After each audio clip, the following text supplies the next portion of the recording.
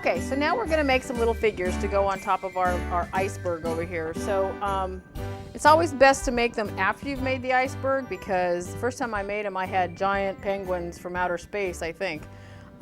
So I had to kind of tone them down a little bit. So we're going to make some little penguins and maybe a little seal. We'll see how much time we have. Okay, first of all, what you're going to need is various colors of fondant. I've just got some leftover pieces here that I want to do, black, white especially for the little penguins. I've got some various little gum paste tools, some paintbrushes, water.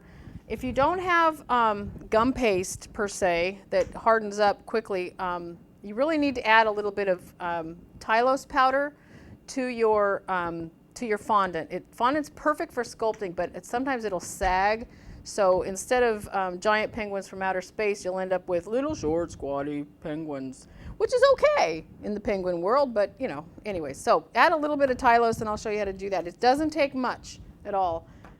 All right, this is just a little bit of gum glue that I've made, and all it really is just the tylose powder and water. You mix it in. It doesn't mix in very well, but you just kind of, I mean, we're talking like 1/8 of a teaspoon, just a pinch into a container of water, and stir it up real good and put it in the refrigerator and leave it alone. And overnight, it'll just absorb and it'll get real glue-like, and it does not take much of this. So if your fondant is kind of dry, you can use this, and it's, you know, but for what we're doing today, probably just plain water is fine.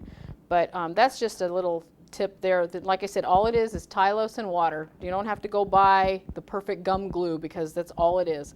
And I like to use these little things. You steal them out of the hotel when you get your room service in hotels, and get these little things, little jelly jars. Doesn't matter. Anyways. Okay, so let's get started. I'm going to start with a little penguin. And what we're going to do is I'm going to just take a, like I said, this is just plain fondant. It's actually marshmallow fondant that I made. And I have taken, you take just a little bit of this tylose powder if you haven't already. And I mean, we're talking not much. You use like a teaspoon of tylose powder to a pound of fondant, and that will give it just enough drawing power to help your figures set up quickly, and then they won't get all squatty and crazy. So just put it out on the thing and then just start kneading it, because you've got to knead your fondant anyways to kind of condition it and make it workable. So I just put it on there, just kind of grab it. So this already has a little tylose in here, so this may set up like instantaneously. No, not really. Okay, so you're just going to work it around. Just get it nice and stretchy. Okay, and then I just usually, you know, roll it out in a log. Just kind of guess. You don't want it to be too terribly huge, but when you're not using it, you know, put it in here so it doesn't dry out on you, because, you know.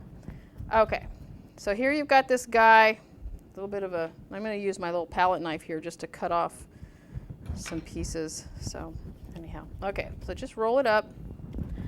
And you want to roll your fondant when you're making your figures. You want to roll it so you don't see any seams in there.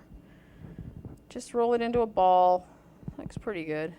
Okay, and then you're going to want to roll it out into a sausage. And then you're going to take your little finger and you're going to start making a neck. Okay, kind of starts to look like a bowling pin. Whoops.